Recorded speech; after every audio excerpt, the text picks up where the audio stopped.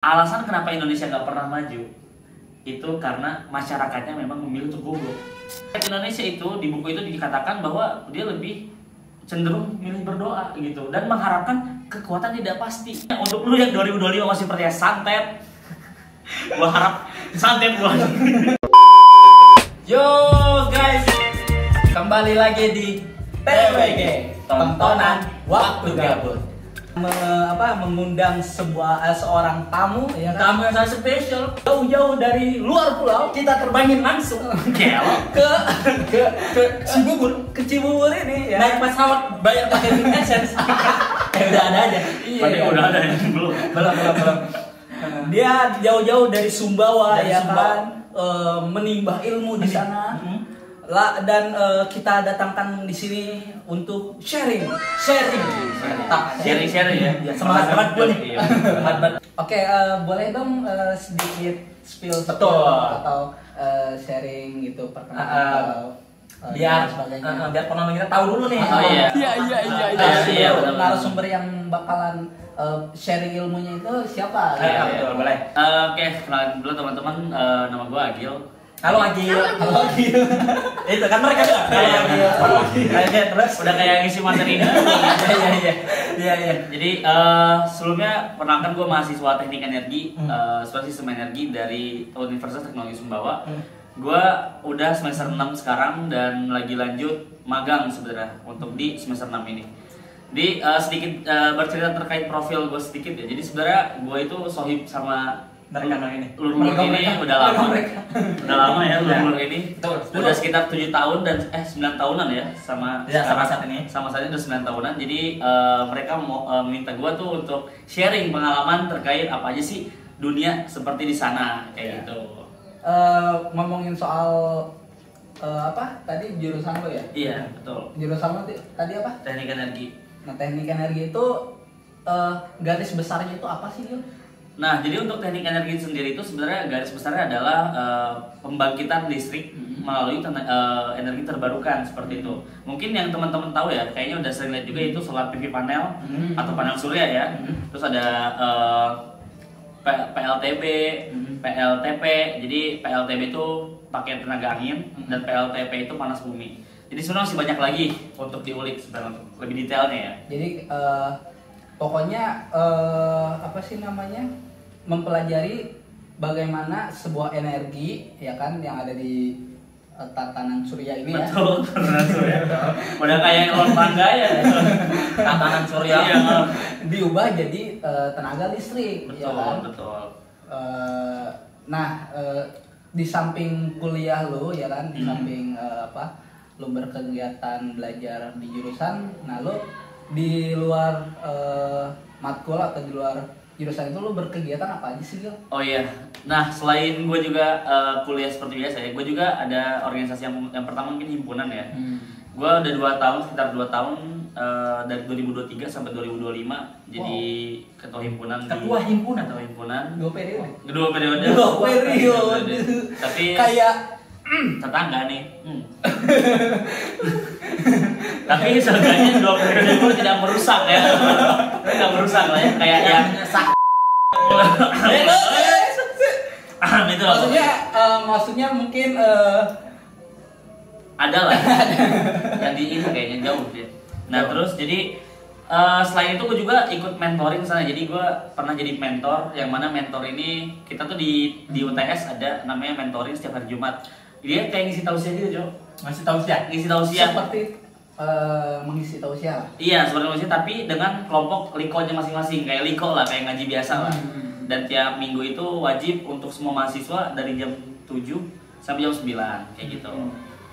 Jadi sekarang udah di semester berapa? Semester 6 tadi kan. Semester 6 kita udah mau ujung lah. Doain ya teman-teman semoga bisa cepat lulus lah ya. Amin. Lulus dan lolos. Amin. Dan dapat pekerjaan. Itu sih ya, paling penting. Soalnya gue lur-lur ini udah pada senior lebih suruh. Tidak. Kita bekerja untuk bertahan hidup. Kalau dia belajar untuk menyiapkan hidup. Kelas king guru ini kelas guru proletar banget. Nanti Dia ini Gue dong. Kocak lu. kata-katanya langsung ada backsound kata-kata. Boleh. Gue mau nanya perihal ini kan lo sebagai mahasiswa lah ya. Iya, sepakat, benar. Sebagai ini gue sudut pandang mahasiswa, apa sih pentingnya literasi atau wawasan untuk anak-anak muda ya, terkhusus sepantaran kita gitu kan. Iya. Pentingnya literasi, edukasi dan wawasan yang luas itu apa sih gitu? Sebenarnya banyak banget ya faedah dari banyaknya literasi atau pemahaman wawasan ini ya. Yang mana dari wawasan itu kita bisa menjadi orang yang lebih bijak seperti itu. Ya kayak sepertinya kalau kita cerita tentang orang itu ada orang yang pernah kena financial problem lah bahasanya.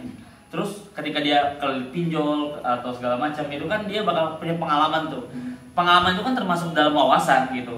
Jadi dari situ kita bisa belajar bahwa nggak selamanya kena masalah itu adalah sebuah problem. Tapi ketika lihat sisi baiknya, ya kita dapat pengalaman dan bisa di-share. Nah ketika di-share, orang-orang yang nonton bisa jadi lebih aware atau awas lah, lebih hati-hati seperti itu.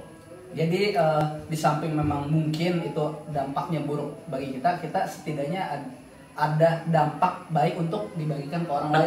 Betul, sepakat banget, betul. Karena kan namanya manusia kan harus bermanfaat buat manusia lain. Seperti itu. Jadi emang benar. Sebenarnya kenapa kita harus kalau ngomongin literasi gini ya, sebenarnya kan mungkin ada juga ya kayak yang lagi rame nih ya, mahasiswa dibilang dicap FOMO tuh yang ikut-ikut kayak demo RUU TNI. Iya. Nah, ngapain sih lu ikut RUU TNI? Emang lu paham gitu kan? Emang lu ngerti sama RUU TNI gitu kan?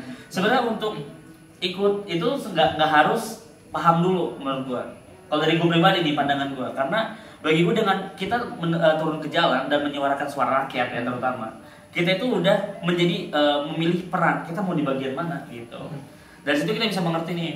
Kalau misalkan nih, gua potong dikit. Kalau misalkan kayak contoh beberapa ada kan nggak semua orang misalkan pengen memperjuangkan haknya gitu. Betul. Tapi tidak bisa mengikut sertakan diri untuk turun aksi atau karena ada halangan dan lain sebagainya. Itu misalkan kita menyuarakan suara kita hanya lewat media sosial saja gitu kan.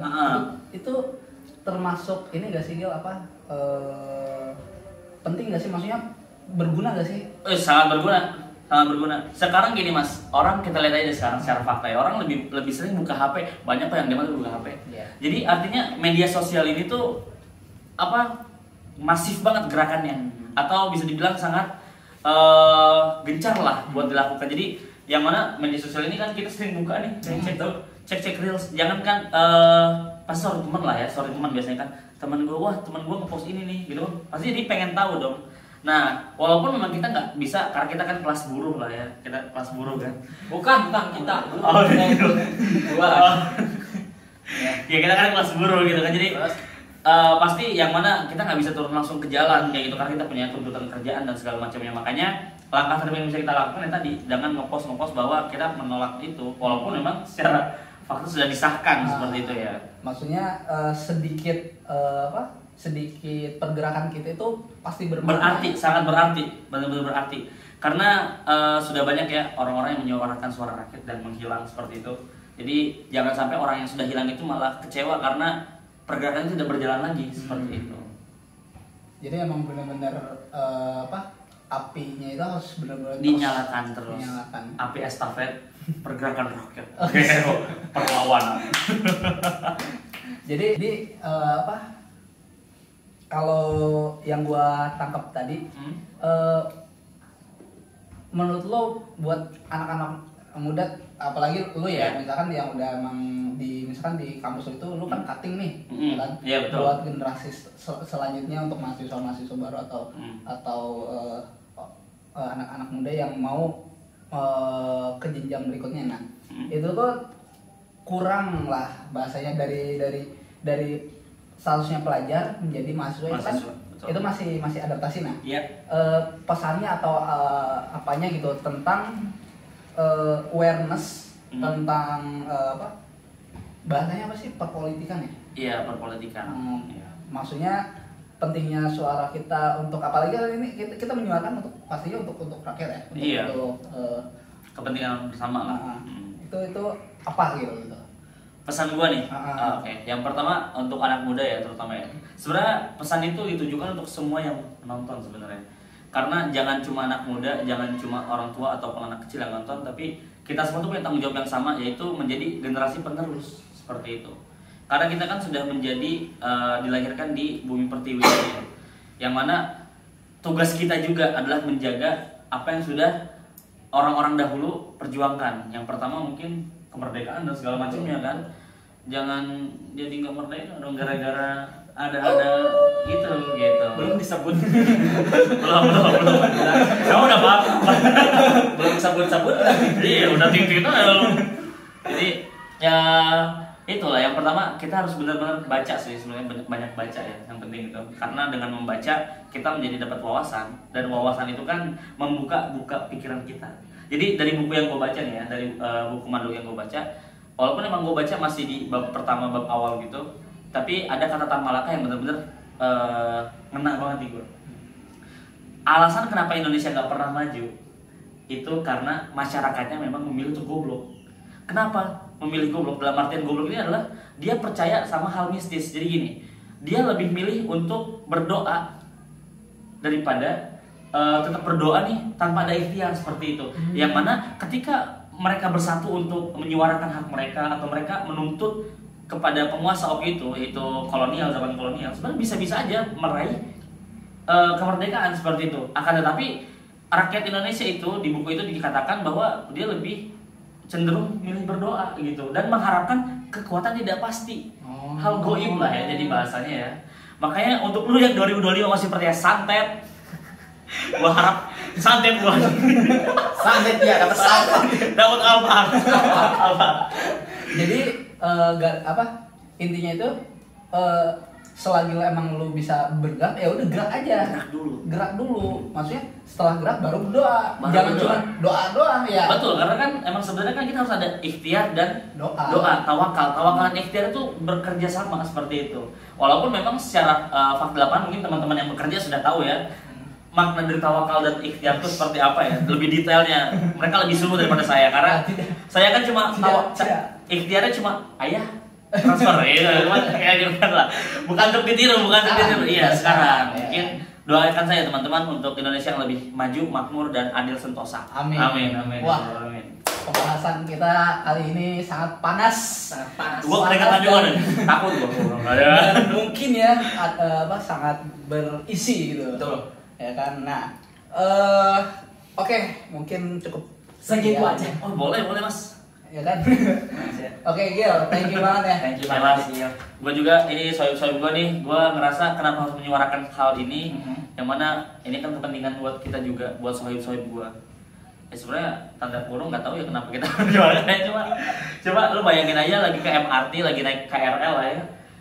Lu pengen duduk tapi nggak boleh duduk karena ada yang bawa beceng kan jadi nggak mungkin juga. Nggak mungkin juga ya kali. Dilarang duduk. Nanti kan kayak tembak tuh.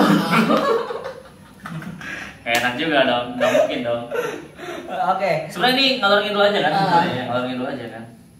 Oke, mungkin durasi juga udah panjang ya kan, dan ini narasumber kita juga mungkin udah sibuk ya. Ya kan dia mau balik lagi, Langsung terbang. terbang lagi ini. Sudah masuk waktu, udah diinfokan. Oke, jangan lupa like, subscribe, and comment, dan tunggu video-video kita selanjutnya. And see you next time and bye-bye. Paham.